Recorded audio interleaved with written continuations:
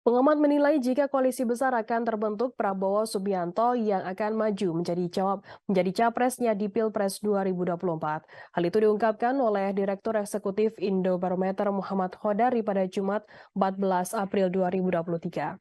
Dua koalisi yang akan masuk koalisi besar diketahui adalah dari Koalisi Indonesia Bersatu dan Koalisi Kebangkitan Indonesia Raya atau KKIR.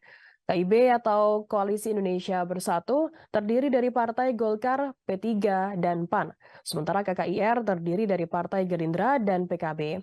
Dua partai ini masih menjajaki dan kemungkinan akan bergabung menjadi koalisi besar. Khodari mengatakan dalam koalisi besar akan ditemukan kuncinya yakni pada calon presiden dengan mempertimbangkan elektabilitas.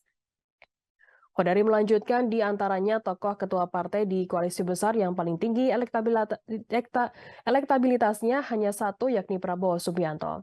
Yang menilai yang akan rumit itu adalah soal wakil presiden. Partai Golkar akan maju dengan proposal bahwa calon presiden kriteria elektabilitas.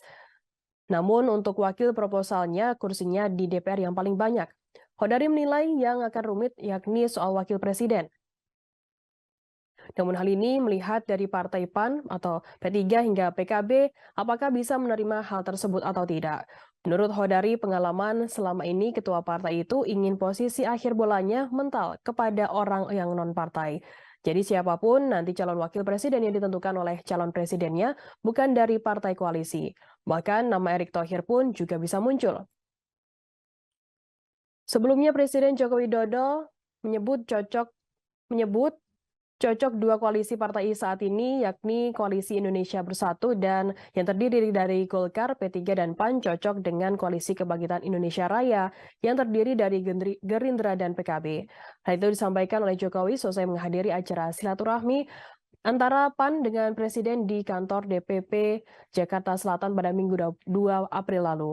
Terkait penggabungan dua koalisi partai tersebut, kata Jokowi, terserah pada ketua umum partai masing-masing.